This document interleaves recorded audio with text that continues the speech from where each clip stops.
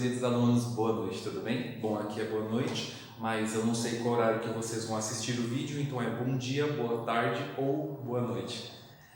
Meu nome é Werley, sou professor de Química do ensino médio e esse curso tem um propósito de preparar vocês para aprofundar mais no conteúdo da minha disciplina, que é Química. A gente vai dividir o conteúdo de Química em 3 módulos: Química Geral, Físico-Química e Química Orgânica. A gente vai fazer uma introdução agora, a gente vai começar com a aula 1, onde a gente vai falar sobre o conceito de matéria e suas classificações.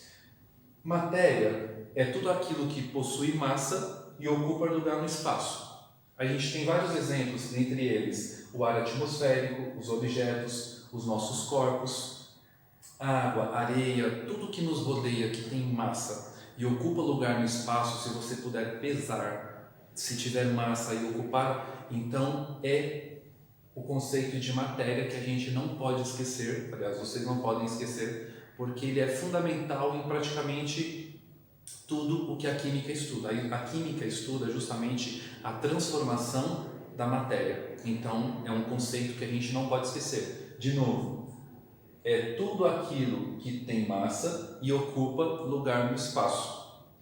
Então imagina, você entra numa sala de aula, tem lá várias cadeiras, cada cadeira tem sua massa, ocupa aquele lugar. Então se você encher com uma quantidade muito grande, você vai preencher tanto aquele espaço que você não vai conseguir colocar outra matéria lá dentro. Então cada carteira daquela corresponde a matéria e aquela matéria vai preencher aquele espaço. Matéria, a gente pode fazer algumas classificações. A gente pode classificar a matéria em sólido, líquido e gasoso. Existe matéria no estado sólido, existe matéria no estado líquido e existe matéria no estado gasoso. E essa matéria ela pode sofrer transformações. Uma substância que está no estado sólido, ela pode ser passada para o estado líquido e do líquido para o estado gasoso. Para isso você tem que fornecer energia, ou às vezes você tem que retirar energia. E aí a gente vai fazer a gente vai fazer algumas comparações. Por exemplo, a gente conhece a matéria, a transformação da matéria no nosso dia a dia. Quando você está cozinhando, você deixa lá um pouco de água para cozinhar o arroz, por exemplo. Passa alguns minutos, aquela água vai começar a borbulhar. Dali mais um pouquinho de tempo, aquela água vai simplesmente desaparecer. Então ela vai passar de um estado físico para o outro. Ela não desaparece, ela vai apenas mudar de fase. E quais são essas fases? Sólido, líquido e gasoso. E quando acontece um processo de mudança de fase, existe também um nome. Quais são eles? Quando a substância está no estado sólido, a gente sabe que as partículas estão bem agrupadas, estão bem próximas uma da outra. As moléculas ou os componentes, os elementos que compõem, estão muito próximos uma da outra. Então, caracteriza o estado sólido. Quando essa substância que está no estado sólido passa para o estado líquido, o nome que recebe é fusão. No estado líquido, essas moléculas, partículas, elas já estão um pouco distantes uma da outra, mas elas não estão totalmente desconectadas, elas não estão 100% afastadas, elas estão apenas mantendo uma certa proximidade, porém não está mais tão próximo quanto no estado sólido. Então, do estado sólido para o estado líquido, nós chamamos de fusão. Quando a substância está no estado líquido e ela passa para o estado gasoso, nós chamamos de vaporização. Aí você pensa assim, mas não é ebulição? A vaporização é um processo de uma substância que está no estado líquido para o estado gasoso. Só que essa passagem do estado líquido para o estado gasoso, ela pode se dar de 3 maneiras. Quais são elas? Ela pode sofrer uma ebulição, ela pode sofrer uma evaporação e ela pode sofrer um processo chamado de calefação. É um processo que a gente pouco ouve comentar, só que vocês vão entender bem fácil quando eu falar. Quando a gente fala de evaporação, a gente está falando de um processo lento. Por exemplo, terminei de lavar a roupa, pendurei a roupa no varal. O processo em que o sol emite a radiação solar e ela vai aquecer aquelas moléculas que estão presentes na roupa até aquelas moléculas de água evaporar, é um processo muito lento e geralmente demora praticamente horas. Então é um processo de evaporação, é um processo que a água passa por estado gasoso, só que um processo muito mais demorado. No processo de ebulição, é um processo um pouco mais rápido. Você coloca um pouco de água dentro de uma panela, coloca para ferver. Dali a pouco aquela água vai começar a borbulhar e ela vai começar a ebulir. Ela vai passar do estado líquido para o estado gasoso, porém numa frequência, num ritmo muito mais acelerado. Deu para entender? Agora, o processo de calefação, vocês vão entender bem fácil porque é um exemplo bem característico do nosso dia a dia. Você vai lá no fogão, você liga a panela, coloca lá para... Você vai fazer um miojo, por exemplo. Você liga a panela, deixa ali esquentando um pouquinho, aí aquela panela esquenta demais, aquece muito. Quando você deixa algumas gotinhas de água lá dentro, algumas gotinhas de água cair lá dentro, simplesmente na hora que aquela gotinha cai, ela começa a pular dentro da panela, como se fosse pipoca. Por quê? Aquela superfície está tão quente que na hora que você deixa uma gotinha de água cair lá dentro, aquela substância evapora numa velocidade altíssima. Então, são 3 processos: evaporação, ebulição e calefação. Tudo bem? Bora continuar? Então, olha só. Quando a substância está vai do estado líquido para o estado gasoso, ela sofre um processo de vaporização, que se divide em ebulição, evaporação e calefação. É só vocês ouvirem um pouquinho, voltarem um pouco o vídeo e vocês vão lembrar o que quer dizer esse processo e tem os exemplos, tá bom? Quando a substância está no estado gasoso, volta para o estado líquido, a gente vai chamar de liquefação ou condensação. Qual é a diferença de liquefação para condensação? Condensação, a gente está falando de uma substância que ela é uma substância líquida e foi para o estado gasoso. Então, nós estamos falando, por exemplo, de vapor de água, por exemplo. Quando a gente fala de liquefação, nós estamos falando de um gás. Então, condensação é uma substância que ela é líquida, ela passa do estado gasoso e ela volta para o estado líquido. A liquefação, ela é diferente. Ela ocorre com quem? Com gás. Por que ocorre com gás? É uma substância que, naturalmente, ela é um gás e ela vai liquefazer. Então, por exemplo, acontece o processo inverso com a água.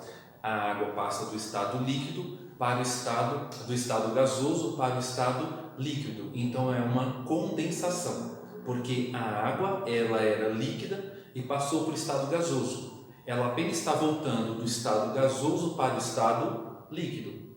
Agora, a liquefação ocorre somente com substâncias gasosas. Por exemplo, o gás carbônico é um gás que ele é sob alta temperatura, sob baixa temperatura e alta pressão, você pode fazer o que a gente conhece como gelo seco. Então, o gelo seco é um gás que, na hora que você comprime aquele gás e você baixa bastante a temperatura, você vai fazer aquele gás passar para o estado líquido. Então, é uma liquefação. É um gás que passa para o estado líquido. Liquefação. Agora, quando é uma substância que naturalmente ela já é líquida, como a água, por exemplo, quando ela está no estado gasoso e passa para o estado líquido, nós chamamos de condensação. Pegou essa? Perfeito, vamos continuar. E o processo que ocorre do estado sólido para o estado gasoso, do estado sólido diretamente para o estado gasoso, nós chamamos de sublimação. E se for uma substância do estado gasoso para o estado sólido? Alguns chamam de ressublimação, mas sublimação já é um termo bem aceito, é um termo bem completo. Então, por exemplo, qual é o exemplo que eu posso ter de uma substância que é do estado que passa do estado sólido e vai diretamente para o estado gasoso? Ela não passa para o estado líquido. Nós podemos falar o gelo seco, nós podemos falar daquelas naftalinas que são colocadas dentro do guarda-roupa, que tem aquele cheiro muito forte. Então é uma substância que ela está no estado sólido e ela vai diretamente para o estado gasoso. Tudo bem até aqui? Existe outra classificação quanto às substâncias. Qual é essa classificação? Por exemplo, substância pura.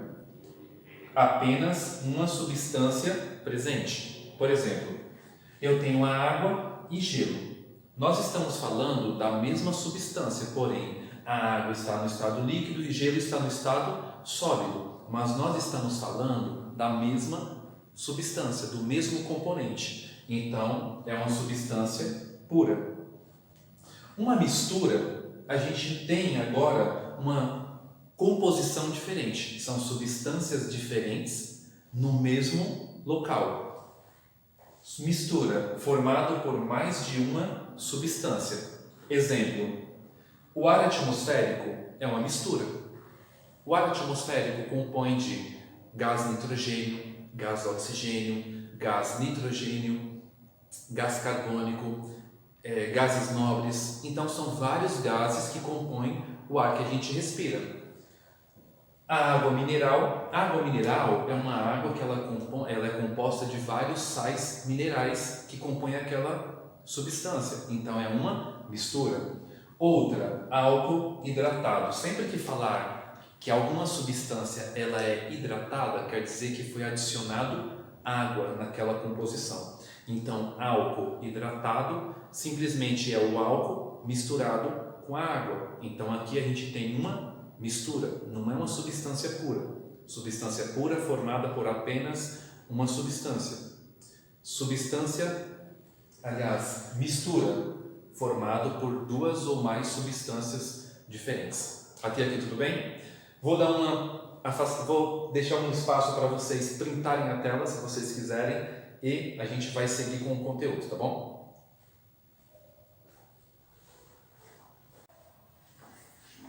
Olá, galerinha, vamos dar continuidade? Nós vamos falar agora uma outra classificação muito importante, que é quanto ao número de fases. Primeiramente, o que é uma fase? Fase é uma porção única e uniforme da matéria. Então, por exemplo, você pega um pouco de água, você joga um pouquinho de sal, você sabe que lá dentro tem dois componentes, mas você só consegue observar um. Depois que você mistura, você vai perceber que o sal vai desaparecer totalmente dentro da água. Então a gente sabe que lá dentro tem dois componentes, porém você só consegue observar uma única fase. Então quando fala porção única e uniforme da matéria, quer dizer que aquela composição, aquela substância, você só consegue observar um componente, mesmo você sabendo que lá tem dois ou mais. Tudo bem? Um exemplo, só para vocês entenderem bem facinho.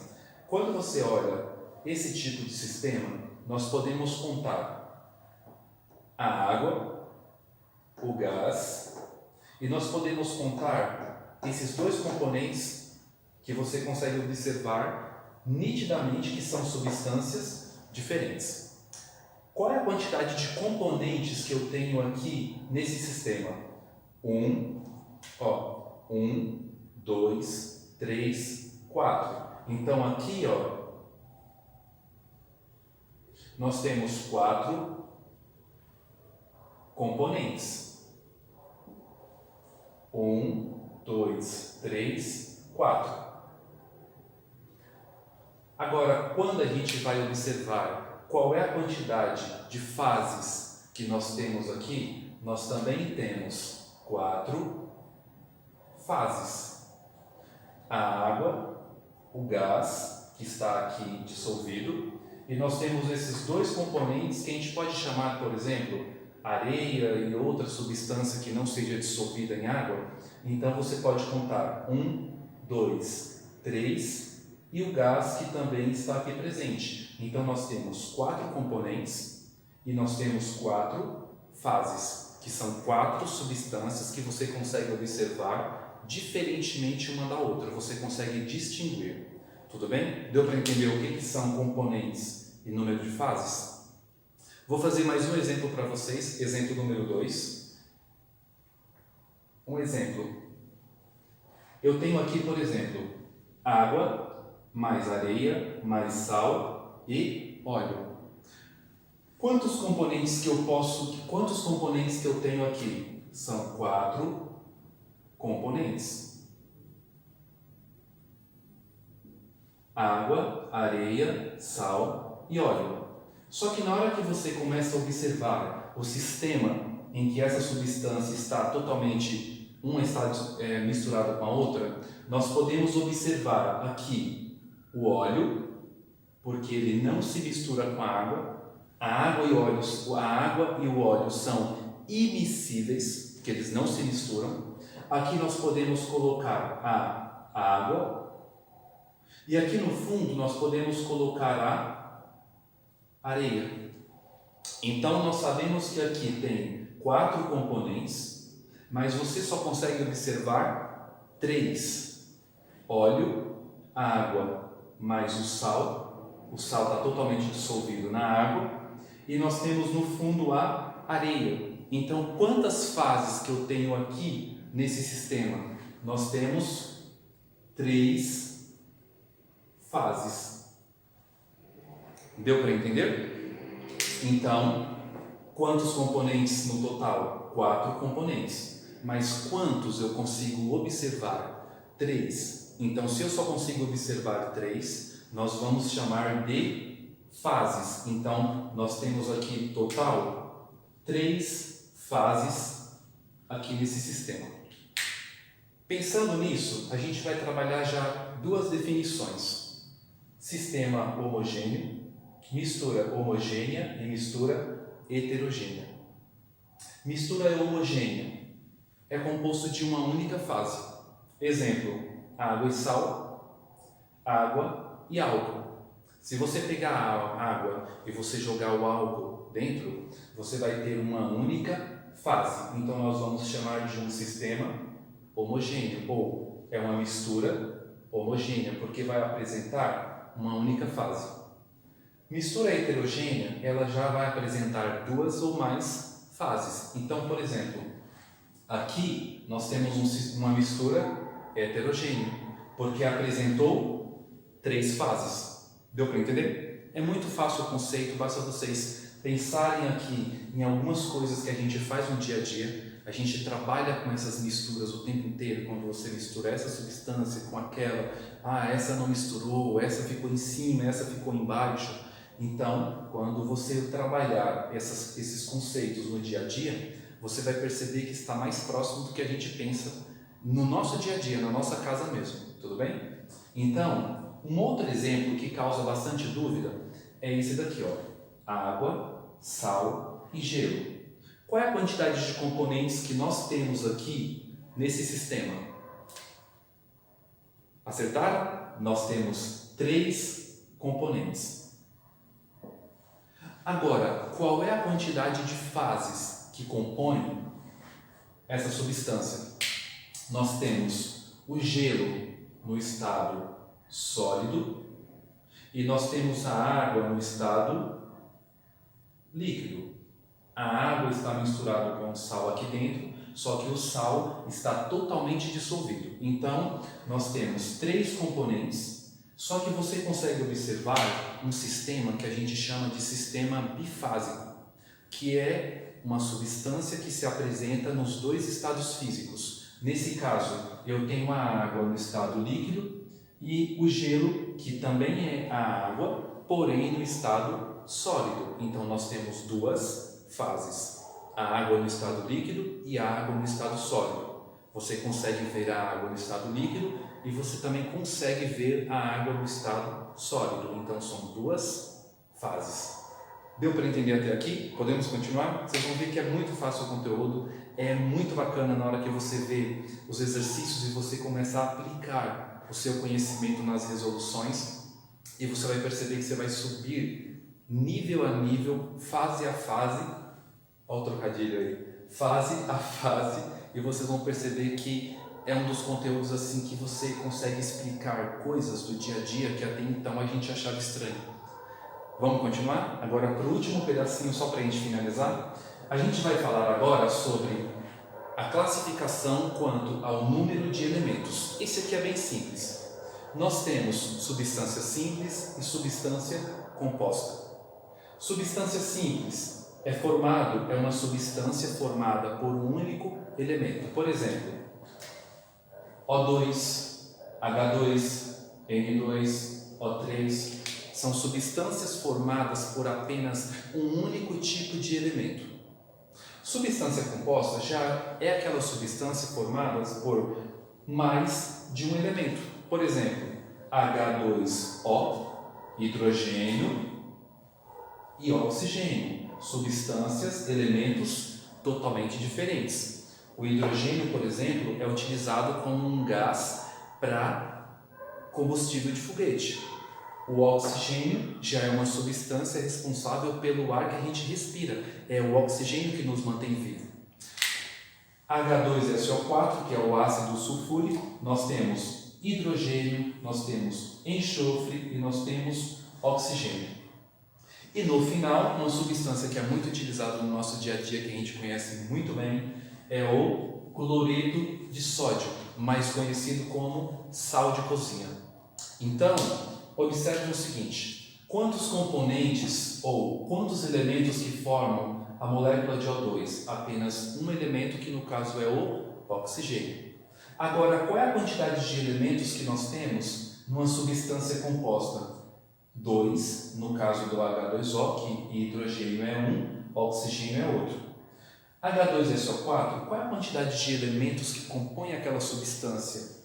1, 2, 3.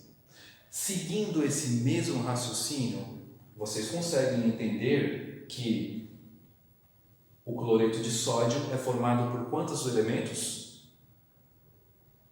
2 elementos, sódio e cloro. Deu para entender a aula de hoje? O propósito da aula de hoje é a gente fazer uma introdução ao conteúdo de química, vocês entenderam o que é matéria, algumas classificações. A gente vai continuar com as aulas